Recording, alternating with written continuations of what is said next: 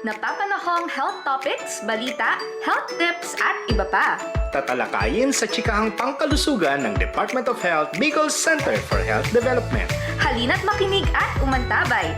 Alamin ang mga programa ng DOH sa ilalim ng 8-point action agenda. Chikahang Pangkalusugan! Hatid sa inyo ng DOH Communications Management Unit. Chikahang Pangkalusugan! Mapapakinggan at mapapanood ng live tuwing Biyernes alas 11 ng umaga sa DOH Bicol CHD Facebook page. Chikahang Pangkalusugan! Tara na mga kachika!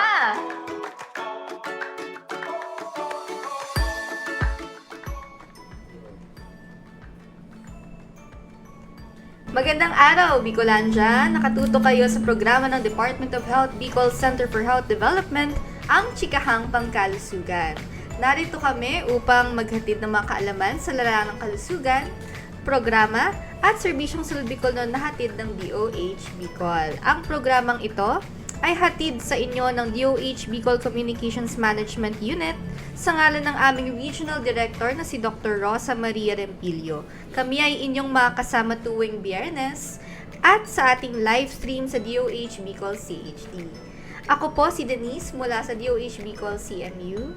At ako naman po si Carla mula sa DOH Bicol CMU. Kasama din po natin sa technical side si Mr. Jomar Ceciliano at Mr. Regner Almohela Jr. Tayo rin po ay kasalukuyang live at napapanood sa Facebook pages ng Radyo Pilipinas Albay at sa 92.3 DWIZ News FM South Luzon. Tuwing Chikahang Pangkalusugan, ating binibigyang pansin ang mga napapanahong mga health events at health programs para sa kaalaman ng ating mga tagapakinig. Siyempre, ibabahagi rin po natin ang latest na balita tungkol sa kalusugan. Makinig, umantabay at ating alamin ang mga programa ng DOH sa ilalim ng 8-point Health Action Agenda. Ayan, so good morning, Ate Carla. Good morning din. Yes. So, ang ating topic for today ay first time po natin actually sa history ng chikahan na ita-topic. So, maganda siya kasi it's Rare Disease Week this week. Ayan. So, makakasama po natin ang ating Regional Program Manager later on. Pero bago po yan, dumako po tayo sa ating balitang DOH Bicol.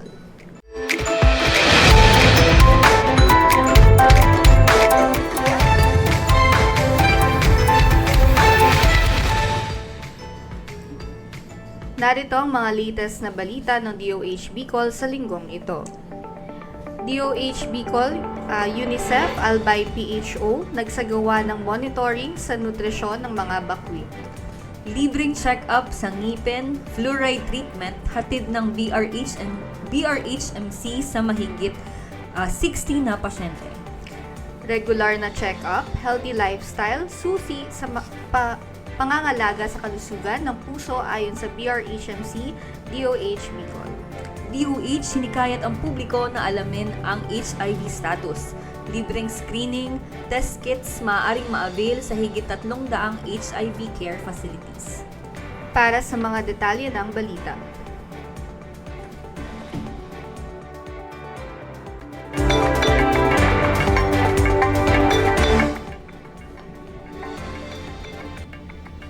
Katuwang ang United Nations Children's Fund at Albay Provincial Health Office, nagsagawa ng monitoring ang kagawaran ng Kalusugan Bicol sa kalagayan ng nutrisyon at kalusugan ng mga bata sa evacuation centers ng Tabaco City at Malilipot, Albay.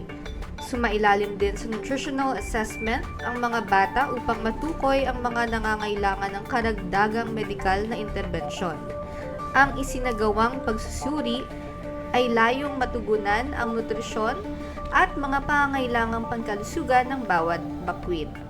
Namahagi din ng UNICEF ng mga ready-to-use therapeutic food, isang uri ng pagkaing gamot na naglalaman ng mga bitamina at nagsisilbing agarang lunas para sa mga batang may severe acute malnutrition. Patuloy naman ang pakikipag-ugnayan ng kagawaran sa mga LGUs, provincial health offices at iba pang mga organisasyon upang masigurong malusog at ligtas sa anumang banta ng sakit ang mga pamilyang nasa evacuation centers. Usapang oral health naman po tayo.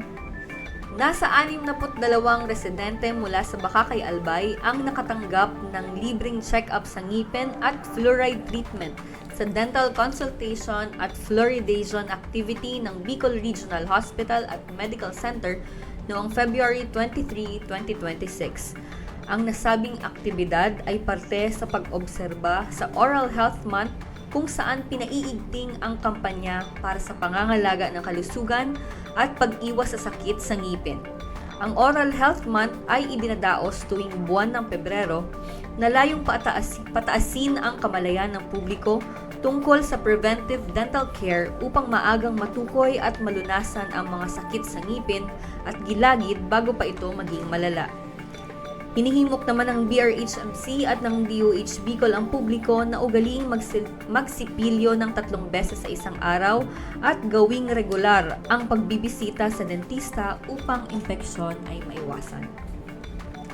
Sa pagdiriwang ng ating Philippine Heart Month, binigyang diin ng DOH Bicol at ng Bicol Regional Hospital and Medical Center o BRHMC na ang pagkakaroon ng healthy lifestyle at regular check-up ay malaking tulong sa pagpapanatili ng kalusugan ng puso. Kasama dito ang pagkain ng masusustansyang pagkain, regular na ehersisyo at pag-iwas sa alak at paninigarilyo. Ayon kay Dr. Angelo B. Ante, adult cardiologist at head ng Adult Cardiology Unit ng BRHMC, ang mga karamdamang tulad ng paninikip ng dibdib, hirap sa paghinga at panghihina ang ilan sa mga senyales ng sakit sa puso. Dagdag ni Dr. Ante na ang pag-iwas din sa mga pagkaing mataas sa kolesterol ay nagpapababa o pumipigil sa panganib ng cardiovascular diseases. Kasama sa mga serbisyong isinasagawa ng BRHMC Regional Heart Center ay open heart surgery, angioplasty, at cardiac rehabilitation bilang tugon sa mga pasyenteng nakararanas ng mga karamdaman sa puso. Maaari ding mag-avail ng iba pang serbisyo ang publiko tulad ng coronary artery bypass graft sa tulong ng PhilHealth Benefit Package kung saan saklaw nito ang mga professional fees, hospital services, at gamot para sa mga eligible members na naka-admit sa BRHMC. Bilang isa sa mga nakatalagang National Cardiovascular Disease Registry site sa bansa ng Philippine Heart Association, ang BRHMC ay katuwang ng DOH Bicol sa pagtataguyod ng maagap na pagsuri at legalidad na gamutan para sa mga komplikasyon o anumang karamdaman sa puso.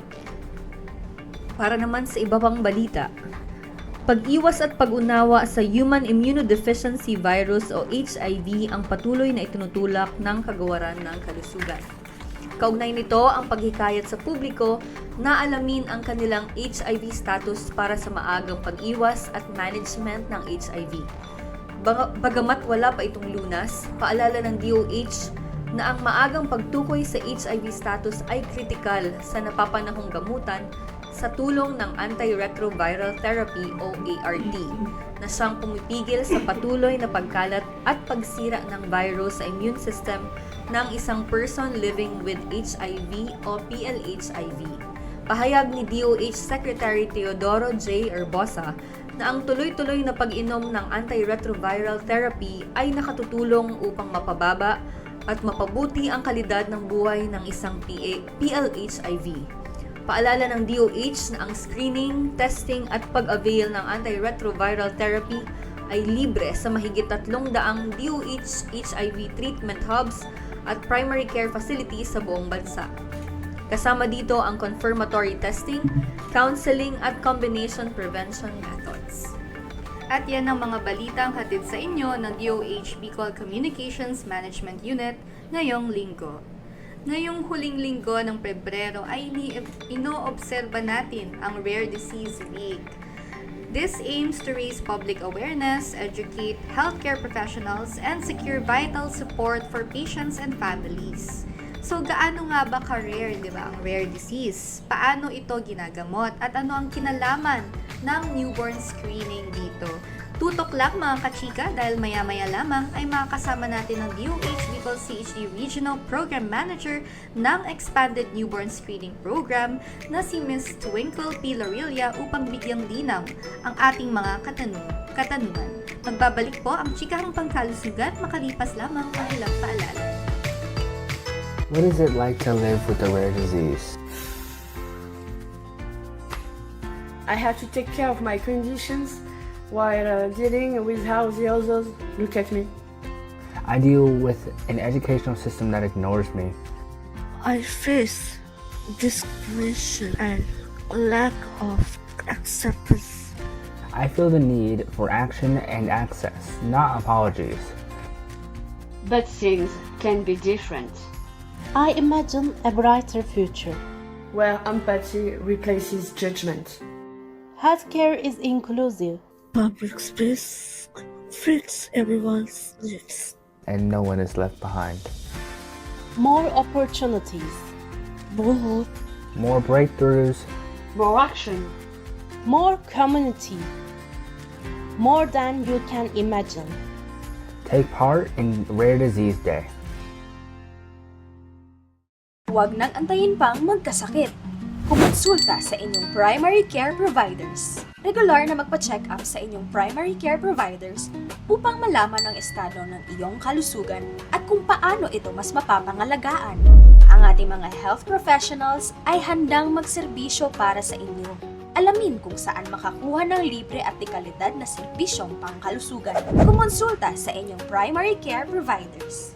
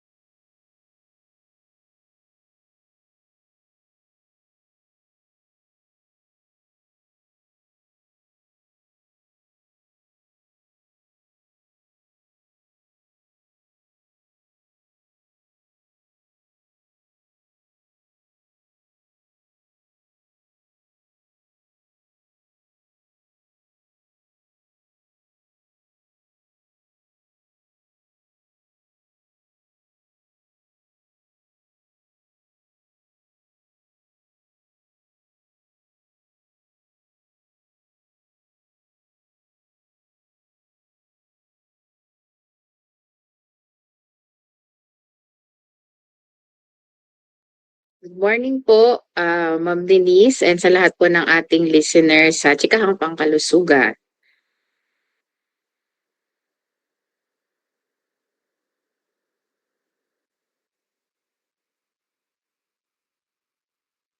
Yes, thank you so much. And sakto ma'am itong ano natin kasi this week din nag-attend din po ako ng National Forum for Rare Disease. So talagang we would like na ma-raise ang awareness sa rare diseases.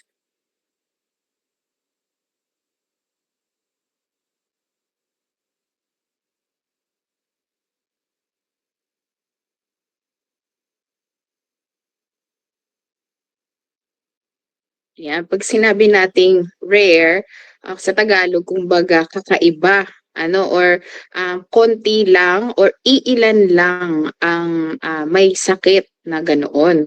So, kadalasan itong mga tinatawag nating rare disease, sila parang delikado yung kondisyon ng sakit, pero hindi siya yung common or yung usual na kagaya ng pneumonia, ng mga ubo-sipon, o kaya mga kadalasan na nakikita natin sa ospital. So ito ay parang espesyal na mga kondisyon na kung saan ay dinefine siya ng WHO po as a specific health condition affecting po fewer than 1 in 2,000 individuals in general population. So, yun po yung WHO definition. Pero, nag-iiba-iba din po ang definition ng rare disease sa bawat bansa. So, for example, sa Australia, pinalo po nila yung 1:2,000 ng WHO.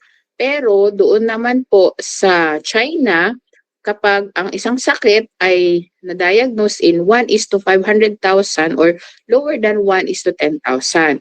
Sa Singapore naman, 1:20,000 cases and same with Korea. At sa Taiwan, 1:10,000.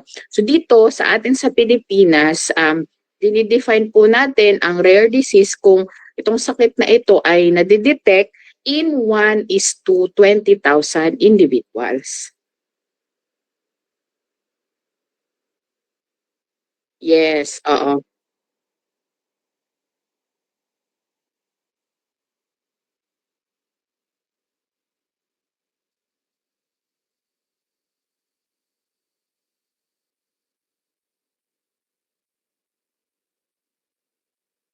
Opo. Yung iba po nade-detect ng newborn screening, pero yung iba naman po ay hindi siya nade-detect sa newborn screening. Pero dahil sa thankful tayo sa advances sa technology sa ngayon, kasi yung ibang rare diseases na meron pala dito sa bansa natin ay nade-detect kasi dahil din sa advancement sa mga research at may nade-detect tayo other pa nung included sa expanded newborn screening panel of disorders.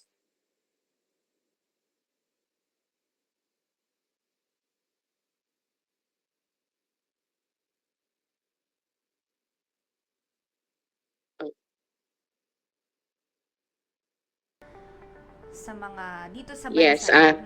salamat po.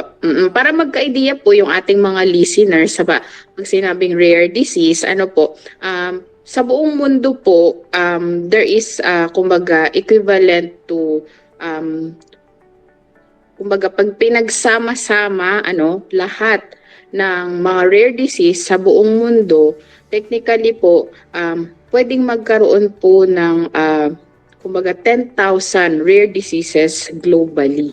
So kung titignan natin siya, pwedeng magiging third largest country siya kung iipunin sila sa isang bansa. But yun nga, since iba-iba kada continent, iba-iba kada country, depende na din siguro dahil yung sa genes ng kada nationality. So nag-iiba-iba din yung prevalence sa kada country ng definition ng rare disease. So, example po niyan dito sa ating Pilipinas, meron po tayong identified ang Institute of Human Genetics kung saan na-lodge po sa University of the Philippines at sila po yung partner natin sa pagsulong ng mga researches and advancement for rare diseases. So, dito po sa ating bansa, meron po tayo as of today, 159 rare disorders. At ang iba po dito, for example, ay kasama sa expanded newborn screening panel of disorders po. So, ang kasama po nito ay yung MSUD, galactosemia, phenylketonuria, and yung Gaucher disease, meron na din po. So, kumbaga, sa Bicol naman, ang karamihan po sa atin na meron ay yung mga MSUD patients, galactosemia, and PKU patients. I see po, ma'am. Which nadedetect sa NBS yun, ma'am? Yung galactosemia, Yes po. yung nabanggit niyo, ma'am. Yes. Yes, kasama sila sa top 10 identified rare disease disorders dito sa atin sa Pilipinas. Yes, ma'am. I see po. Ang dami po pala, ma'am, no? And since syempre rare po siya, hindi siya pangkaraniwan, so talagang mahirap po talaga, ma'am, i-determine yung mga symptoms. Yes. Kasi iba-iba po siyang klase ng sakit. So, paano ba siya, ma'am? How can we diagnose or paano ba nadadiagnose ang isang rare disease? So, nadadiagnose po natin ang rare disease. First and foremost, we are grateful for the expanded newborn screening program. Dahil isa siyang tool of screening to detect bago pa man lumabas yung mga sintomas. So, isa po yun. But then, definitely, may mga kailangan pa. Actually, as I have attended the National Rare Disease Forum here in Manila, marami pang kailangang gawin kasi yung iba po nating diagnostic test ay hindi pa available dito sa Pilipinas. But we are blessed because through some sponsors, we were able to send out this very expensive diagnostic test sa US, and we are able to identify certain rare diseases dito sa ating bansa. I see po, ma'am. Malaking bagay yung meron tayong international support, di ba, ma'am? Kasi Yes. Kasi ma'am, yung 'di ba itong rare diseases kadalasan po na discuss dito na parang usually pag malaki ang tiyan ng isang bata, ano agad ang maiisip? Pwedeng may bulate or baka may komplikasyon na sa liver or kumbaga parang ginagawa lahat ng workups or treatment pero hindi nagre-respond yung pasyente. Yung pala, meron siyang possible na meron siyang isang rare disease condition. So, sa ating mga pediatricians po, especially sa ating mga primary care facilities, kung meron po tayong nakikita na parang kakaiba or hindi nagre-respond agad dun sa usual na treatment natin, pwede po tayo makipag-ugnayan sa Department of Health o kaya sa ating mga tertiary level hospitals kung saan dito sa Bicol para ma-ensure na possible baka po ma-detect natin lalo na kung nag-normal naman siya sa newborn screening result but then may something wrong pa din. So it's high time that maybe we consider that this certain child ay may rare disease. Actually, yung iba pong rare diseases ay adult onset. So, hindi lahat, yes, hindi lahat child ang Kapag adult na po, ma'am, no, ibig sabihin ng adult onset is hindi natin malalaman at an early age. It depends din po talaga case-to-case basis. Yung iba adult na, saka pa lang malalaman na meron silang rare disease. Tama po, ma'am? Yes po. Ayan, Yes po. I see. Sige po, ma'am. Okay, so, napakagandang topic natin, ma'am, kasi ito yung celebration natin talaga, health celebration natin na hindi siya natatakel ng maigi. So, maganda po talaga na yung kasama na rin dyan yung patient safety, diba, sa mga hospitals. So, kailangan din malaking bagay yung patient safety sa hospitals and that na-ensure ng ating mga hospitals, facilities, na yung mga patients natin namomonitor nila, nagre-respond ba sa treatment, tama kayo, ma'am. And maganda po talaga na yung support talaga natin ng community, di ba, Yes, ma'am? po. So, maganda po talaga ito. And which brings us to our next question po. Ano po ba, ma'am, yung batas, 'di ba? Meron tayong Republic Act number 10747 or yung Rare Disease Act of the Philippines. Ano po ba, paano na-integrate ang Rare Disease Management Program dito? Ayan, opo. So, thank you very much po. Ma'am? So, yun nga po, meron po tayong enacted po ito noong 2016 pa lamang. Pero bago pa siya ma-approve sa 2016 po, ilang taon din po itong nilabi ng mga families affected with rare diseases dito sa Pilipinas. Sabi nga, kukonti lamang sila pero hindi ibig sabihin na hindi dapat matugunan yung mga pangangailangan nila. So kumbaga, nagtipon-tipon po yung ating mga families affected with rare diseases, adult and with children to go to our legislators through public hearing. And finally, naisabatas po siya noong March 2016, yung RA 10747. At yung IRR niya naman po ay naipalabas or yung Implementing Rules and Regulations noong 2017. And yun nga, yung Integrated Rare Disease Management Program po natin, ang pinaka-goal po talaga is to have the optimum health outcomes for our Filipinos with rare diseases.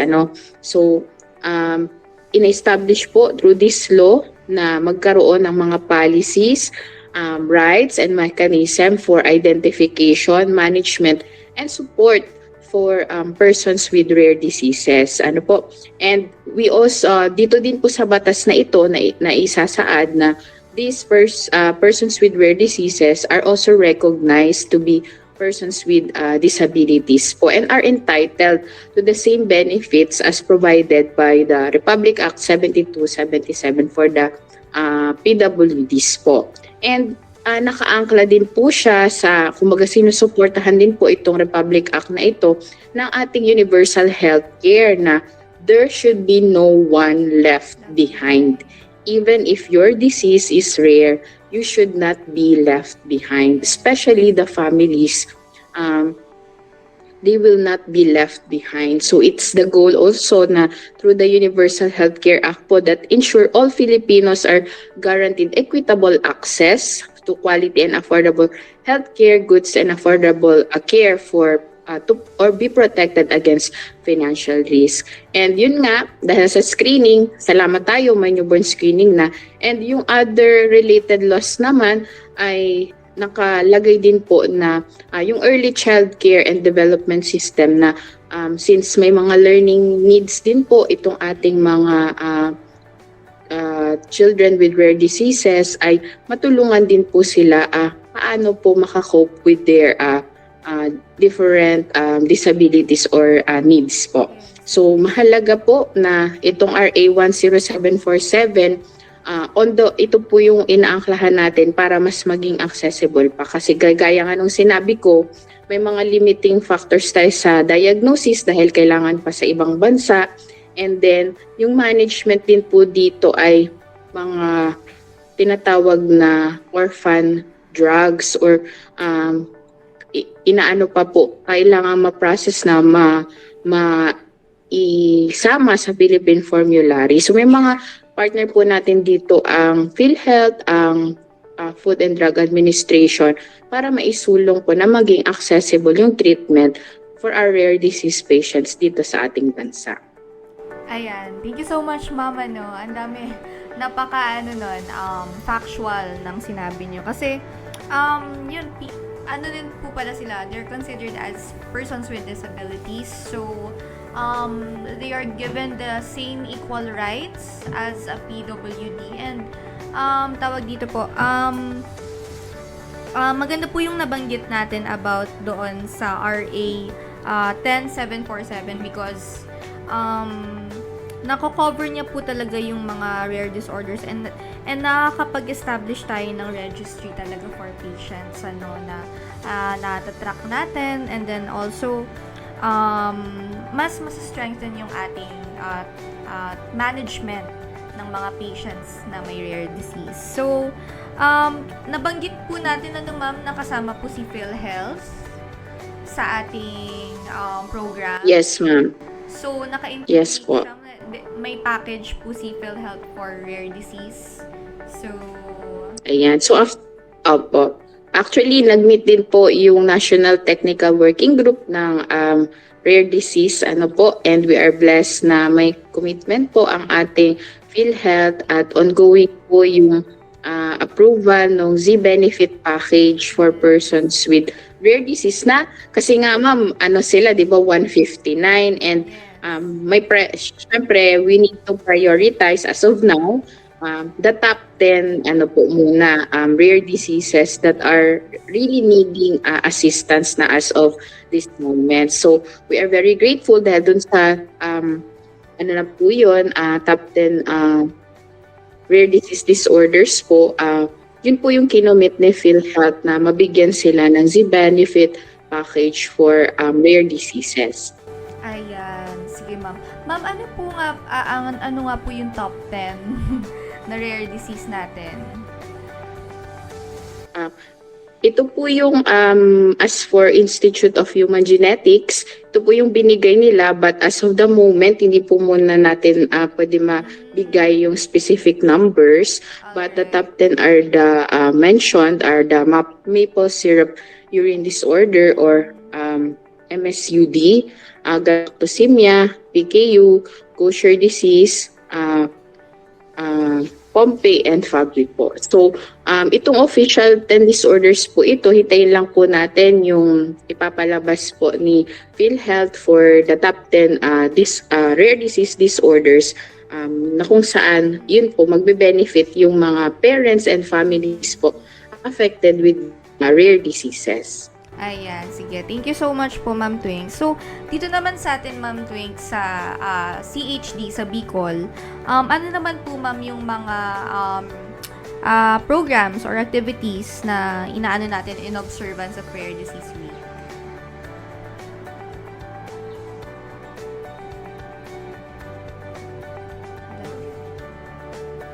In observance po of the Rare Disease Awareness Week, we are supporting po yung pagpapalaganap natin ng information on the rare diseases, and through this campaign, very thankful po tayo through this platform na Chikahang Pangkalusugan para po mas lalo pa pong mai-raise ang awareness po sa ating mga kababayan or kapwa Bicolanos na meron po mga disorders na ganito na kailangan ng suporta.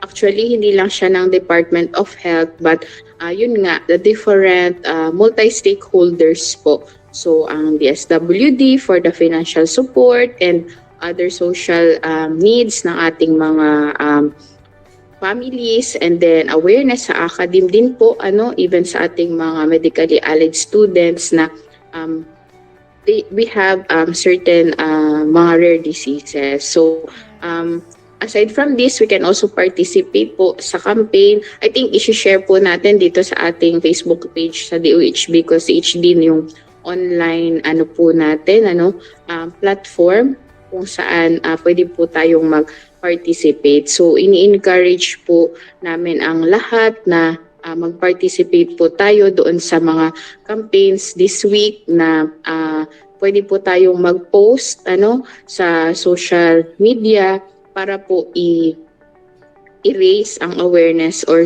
ibigay yung support po sa rare disease. Ayan. So, ano po yung mga pwede po nating gawin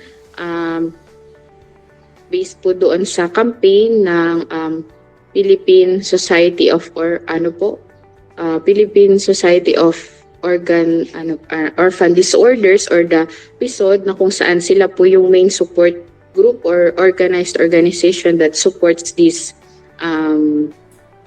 mga families living with rare diseases. So, marami po tayong materials na pwedeng gawin. So, sa February 28 po, isa po to sa ini-encourage natin. Baka po meron tayong mga schools or sa ating mga health units, RHUs na pwede po tayong mag-light up for rare. So, international campaign po siya na kung saan pwede po tayo at 7 o'clock ng February 28. We illuminate certain tawag nito mga landmarks. Ayan. For example po, dito sa Manila, meron po ilalight up ang Rizal Park, National Museum, Philippine General Hospital. So the same, hopefully po dito sa Bicol, we encourage our stakeholders din po na makapag-participate in support for this campaign na Light Up for Rare. So dun naman sa at iba po sa social media, we can have Yes po, ma'am. Ang galing kasi nakapost po, ma'am, yung light up natin sa page. And then, actually, meron na nga pong nag-react. And of course, anong tawag po dito? Yung light up natin, ma'am, ilalight up yung mga buildings. Maganda yun, ma'am, kasi parang simultaneous Yes. of, siya, sa rare disease celebration. Yes, yes. Sa February 28 po. So, kahit tayo personally, sa bahay natin, or sabi nga nagjo-joke dito, illuminate ourselves. So, pwedeng sarili mo mismo. Yes. Purple or yan. So, ito pa yung pwede nating gawin. How can you be part of this campaign for the rare disease awareness? Pwede po tayong mag-wear ng blue denim. Parang hashtag wear that you care. So, yun. And ito po yung blue ribbon or blue denim ribbon. We can cut out yung old pants natin na denim. Pwede natin gawing ribbon, and then pin it, wear it. So wear that you care. So online, you can post it. Then parang care for rare. You can ganyan po, yung high five. Raise your hand for rare naman. And hashtag ulit, care for rare. And then yun nga po, sabay-sabay, February 28 at 7 o'clock, we can light up for rare on Rare Disease Day. So parang yun yung pinaka-simultaneous natin, show of support for this online campaign po for the National Rare Disease Week Awareness. Yes, ang galing po, ma'am. And I hope ma-support natin ang Feb 28. Ayan. Saturday pa naman yun, di ba, ma'am Twins? Ayan. Yes. So, ayan. May mga time po Yun tayo. nga, baka din po, yes. Oo, baka hopefully yung ating mga establishment or mga sa LGUs, pwede po tayo ng support. So sa ating mga media partners din, kahit ma-mention nila or makapag-distribute po tayo ng mga advertisements or at least short videos na kasama po doon sa package. So I think ipopost na lang po natin sa Facebook page ng DOH Bicol CHD how we can access these different materials so that our agencies can participate po. Yes po, ma'am. Kasi syempre, we also want an interagency participation, di ba, ma'am? Para yung iba naman is makasupport din sa advocacy. And of course, maganda yung color natin is violet, di ba? Parang din siya in preparation din sa Women's Month, di ba? Yes. And at the same time, ma'am, yung denim. So, parang siya, blue ribbon na or denim jeans, wear to, parang pwedeng denim Friday, tapos ma-hashtag na tayo, care for rare. Pwede po ganon. Care for po? Care for Care rare? for rare. Care for rare. Ang galing. Ayan. Sige. Hashtag care for rare. Ayan. So, ayun, ang dami pala natin, ma'am, na mga activities. And marami din tayong mga promotional na ginagawa, So, paano po ba, ma'am Twinks, na pa-prevent yung sakit natin na rare disease? Kasi, di ba, ma'am, iba-iba po siya. So, parang Actually, ma'am, mahirap siyang i-prevent kasi nga, kasi siya, it's kumbaga genetic also in origin, halos lahat. So, you can really never tell kasi pwedeng yung both parents po, carriers lang sila. I mean, pag sinabi natin carriers, walang silang sintomas. Magugulat na lang sila paglabas ng baby nila. May certain signs and symptoms na hindi naman nila naranasan. So, ang pinaka-best po dito is to lalo na kung nagkaroon na ng family, yung nagkaanak po, for example, yung isang family, isang couple, nagkaanak sila ng mga rare disease, ang possible prevention na lang, not necessarily prevention, na ayaw na natin silang mga anak, but they should be guided through genetic counseling. So, there is also a rising need for genetic counselors actually, ma'am, in our country. So, as of now, sa UP po, meron na itong offered na courses and through these advantages in medicine, talagang nakikita natin na there is the need also for this. So, those families, kasi yung iba, meron pong yung panganay nila, may MSUD, turn out, on their second child, meron pa din pong MSUD because in every pregnancy, there is a 25% risk po na magkaroon pa din ng disease or ng genetic condition yung bata.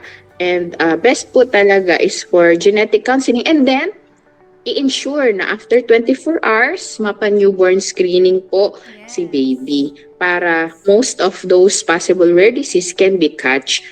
And always check po with your pediatrician, lalo na kung nakikita natin, wag po tayong maging in denial sa mga parents. Baka sabi, medyo napapansin na natin na may sintomas pero sasabihin lang in denial pa na ay siguro kasi baka mababa lang talaga yung lahi namin na hindi masyadong ganitong age, dapat ganito na yung height niya.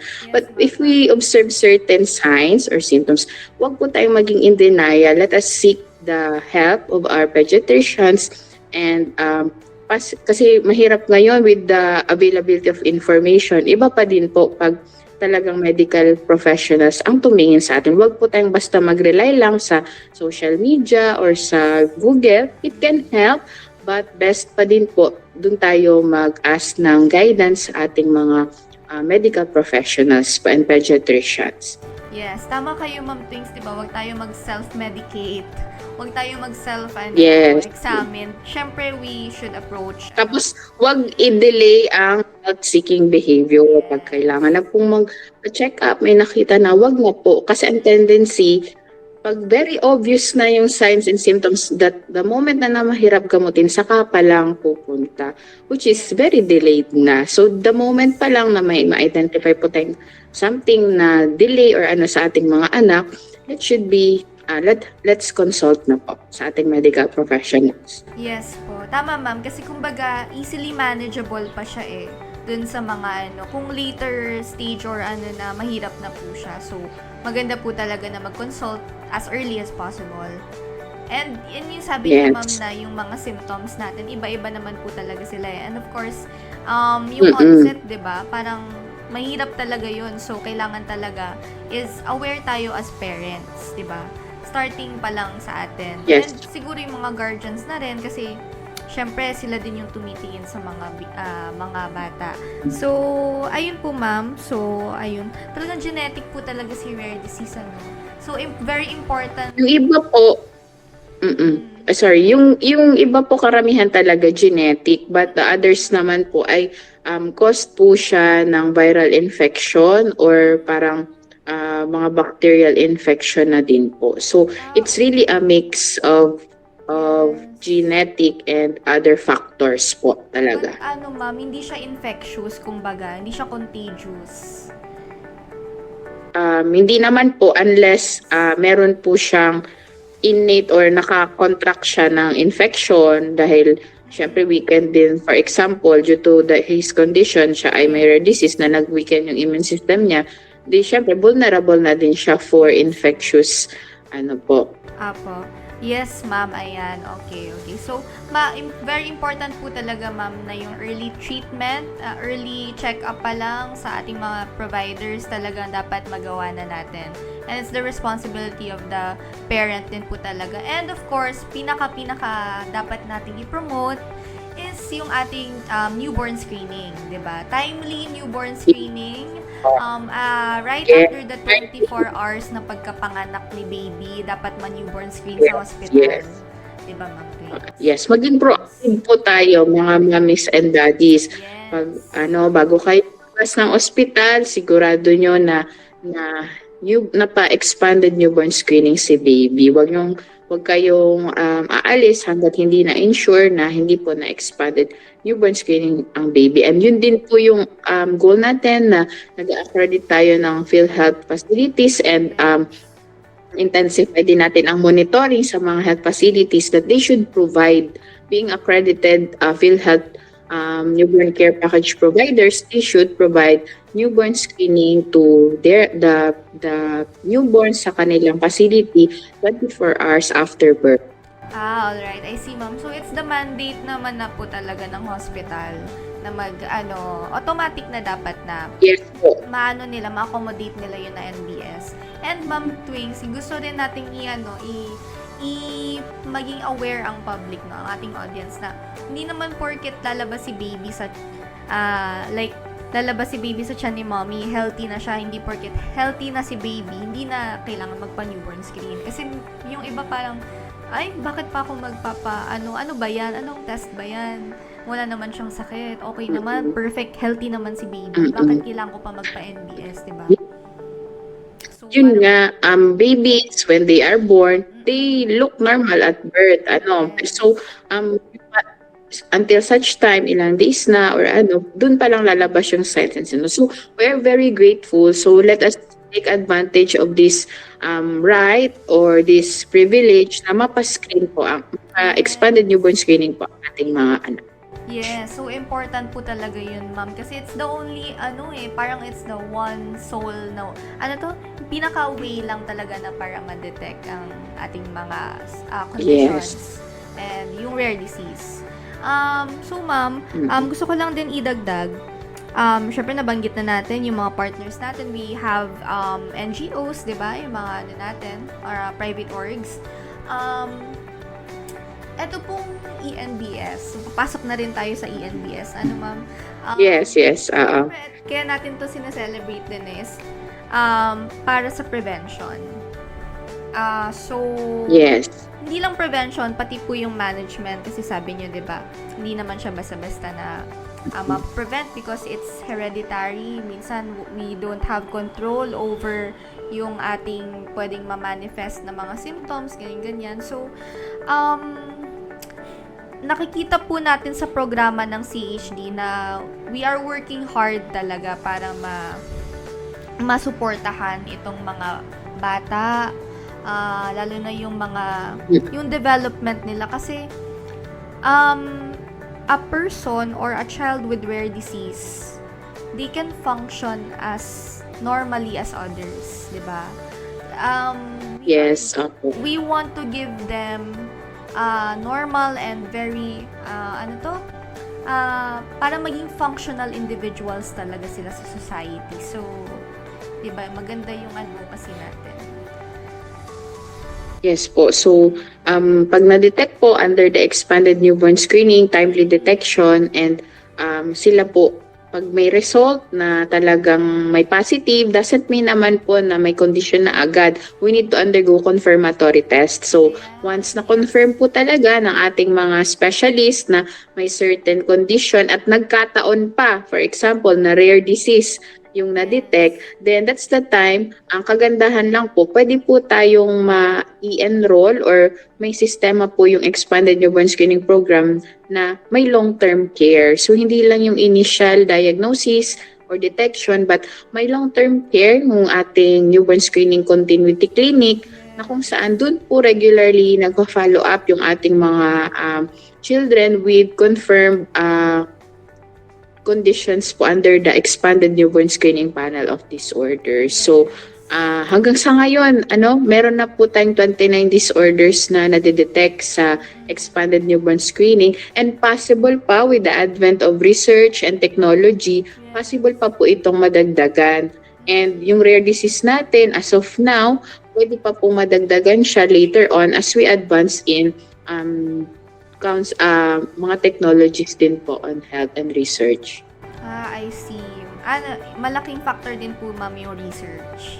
So, yun, syempre kasama din na dyan yung development ng treatments, medicine, ganyan. Ang dami pang kailangan, di ba, ma'am? So, I think Madami pa actually, ma'am. Yes, that's why we need more hands in support of these rare diseases. Kasi, kumbaga, rare na nga syempre rare yung condition nila, yung mga kailangan din para ma-treat or ma-manage ang condition nila, very rarely available din sa market. So, that's why we also partner po with our mga medical societies, yung ating mga specialists po, neurologists, developmental pediatricians, pediahematologists, and other medical special societies po na that are involved in the management po dito.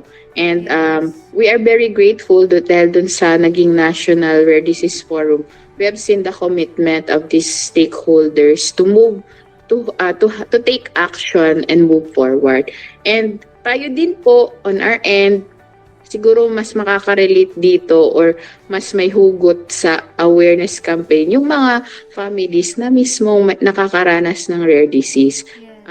Diba iba yung advocacy ng isang tao mismo na siya yung nakaranas ng condition or may family member siya na meron ng condition. And one example of this is yung privilege speech po ni Senator Pia Cayetano po. Sige ma'am. Baka pwede If, natin kahapon. i-quote kung ano yung sinabi ni Senator Ayan. about ano siya. Yes. So kahapon po actually, if you can search sa YouTube po, ano siya, siya po yung isa sa sumulong nitong ating rare disease law.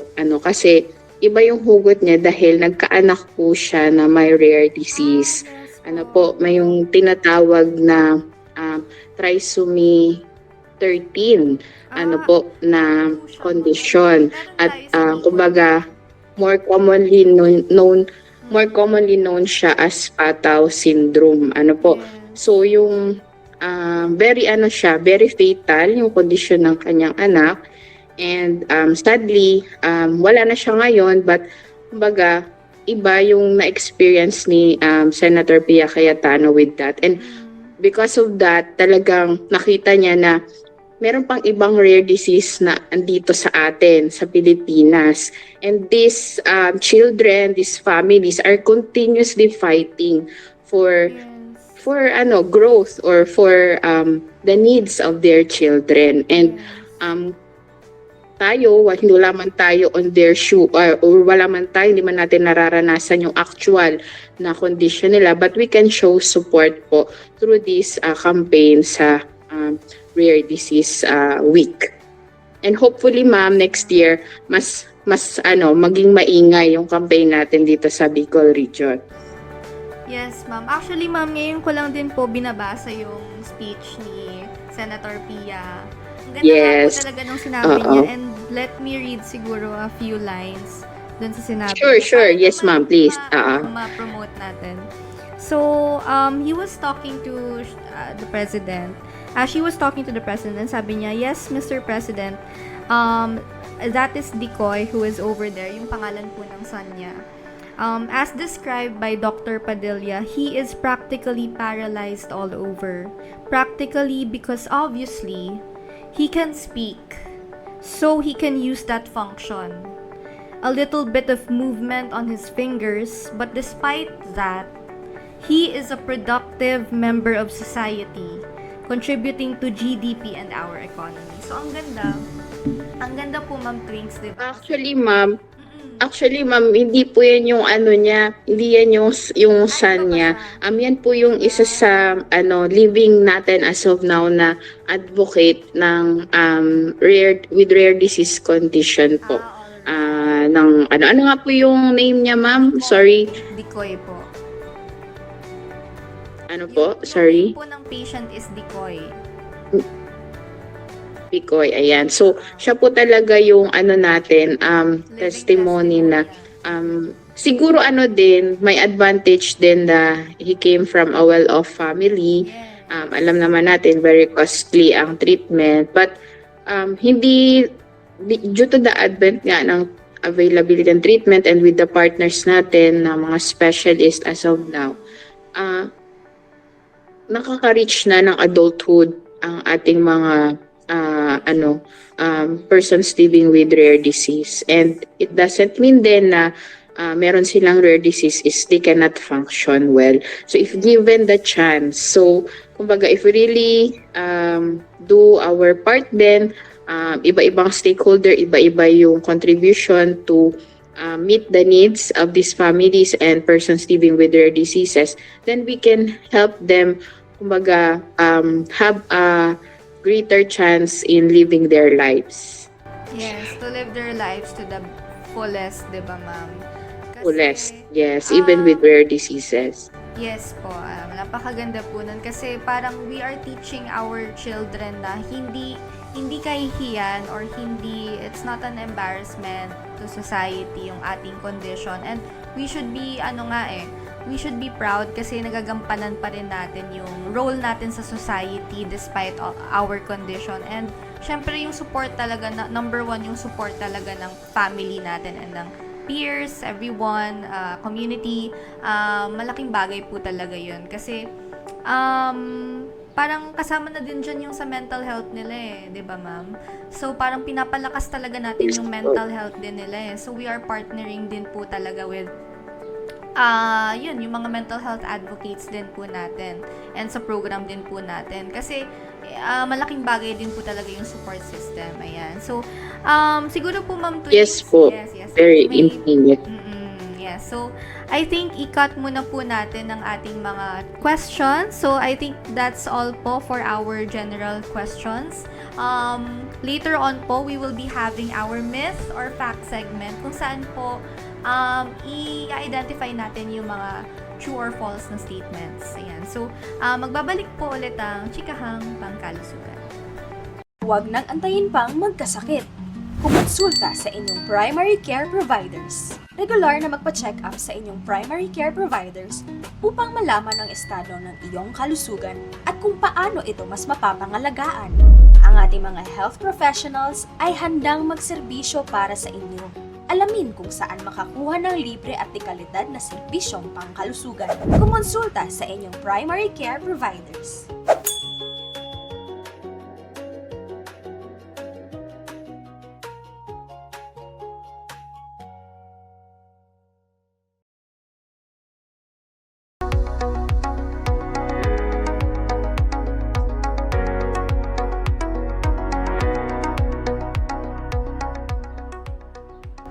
Nagbabalik po ang Chikahang Pangkalusugan. Kasama pa rin po natin si Ma'am Twinkle, ang ating Regional Program Manager, para pag-usapan po natin or dito sa ating Myth or Fact segment. Ayan. So, Ma'am Twinks, hello po again.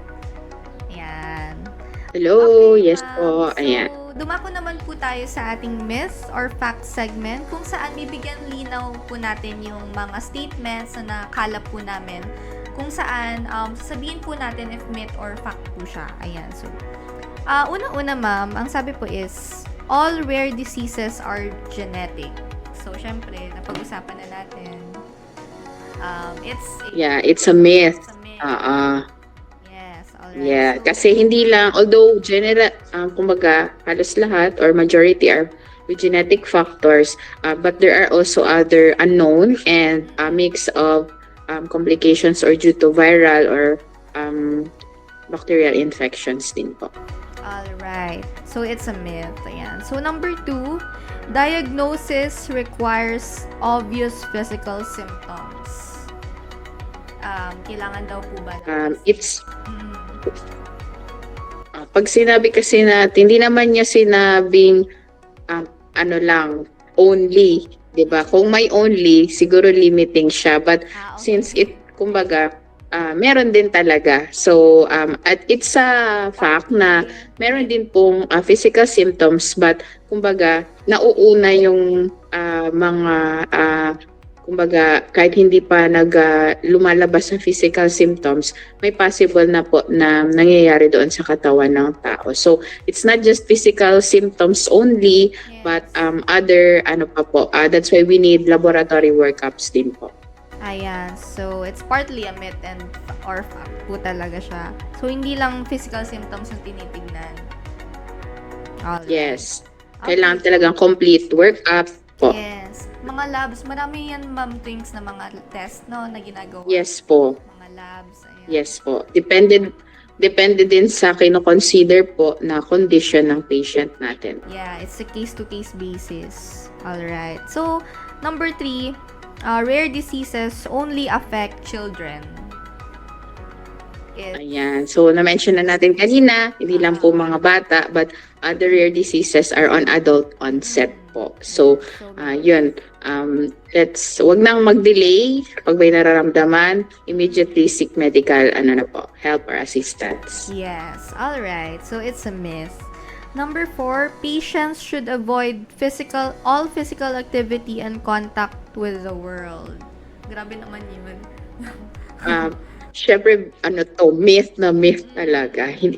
Kasi, na nga sila, rare, kumbaga, with rare condition na, kumbaga, yung condition nila, parang nagiging cause na nga na, sometimes, parang they are left alone, kasi hindi sila relate sa iba, but as of now, maganda kasi may mga support groups na din silang nakikita, so, hindi po, not necessarily, unless medically medically indicated na kailangan mo nang mag-isolate kasi kung affected din yung immune system. Yes, ay oo ma'am, kung sensitive, anong tawag dito? Kung bawal sa exposure yung immune system or Yeah. sensitive na yung Apo, immune system.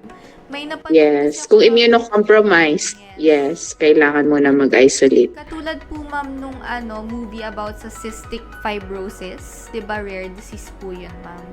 So parang nasa late stage na siya ng cystic fibrosis. Tapos syempre nasa parang ICU siya, tapos parang ayun, mahina na yung niya. So kailangan talaga na tutukan sa hospital. So yun. Pero ma'am, as much as possible, we advocate for yung support groups, and then yung talagang ma-immerse, yun yung term, ma-immerse sila sa environment para naman 'di ba ma-develop din nila yung mga life skills, 'di ba, which is maganda po yun. Yes, as long as not medically contraindicated for them, we can allow them, or yun nga, if they are managed well, kahit meron silang condition, they can still do the usual activities for daily living and can interact with others. Yes, all right. So lastly po, healthy babies do not need newborn screening. Syempre, it's a myth. It's a myth. Yes po, ma'am. Sa Pilipinas, kailangan po mag-undergo na expanded newborn screening 24 hours after birth po. So that is Republic Act 9288. So karapatan po yan ng ating mga sanggol at wag po nating ipagkait kasi para din po ito sa kanila. Ayan. So, thank you so much po, Ma'am Twing, sa pagsagot ng ating myth or fact segment. So, I guess that wraps up our chikahan on Rare Disease Week. Ma'am Twings, maraming salamat po sa pag-share ng ating mga wonderful and very informative insights tungkol sa ating celebration. Ma'am Twings, yung mga pabaon na lang po natin na message to our audience. Yes po, so for our listeners po, i-summarize ko lang, siguro yung ating napag-usapan that rare disease po is a health condition with low prevalence compared with other common diseases. And yung definition po ng ating rare disease differs from country to country and how it is used. And rare disease po, there are more than 10,000 rare diseases in the world po, but the number continues to increase with the advantages in technology and research. Mostly of rare diseases start in childhood. They are life-threatening and lifelong, but others are also can be on adult onset. And people living with rare diseases po face challenges in their lives, from the diagnosis to the long-term treatment. And good thing in the Philippines po, we have already Republic Act 10747 or the Rare Disease Act, and we encourage everyone po to support by raising awareness during the Rare Disease Week celebration. It's high time that we support these Filipinos living with rare diseases and their families. So by raising awareness of rare diseases, we can improve early diagnosis, encourage policymakers to increase access to services, and fund research into rare disease, as well as reduce the feelings of isolation or discrimination faced by the patients and their families. So let us care for rare. Ayan. Truly, let us care for rare, ma'am. And maraming salamat po, Ma'am Twinkle Lorilla, ang ating Regional Program Manager for the Expanded Newborn Screening Program of the Department of Health Bicol Center for Health Development.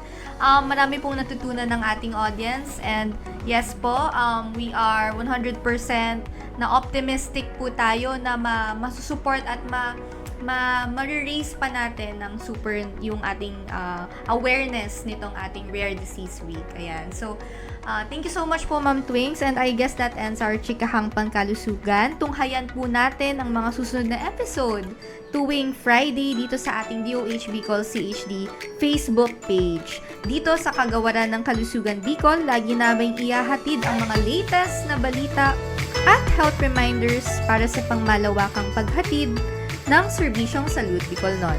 Ako po si Denise mula sa Communications Management Unit.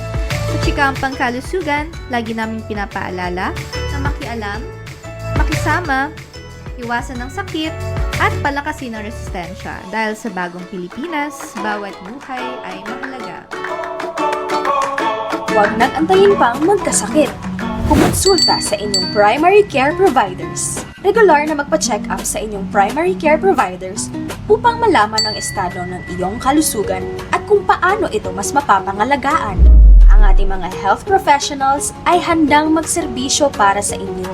Alamin kung saan makakuha ng libre at dekalidad na serbisyong pangkalusugan. Kumonsulta sa inyong primary care providers.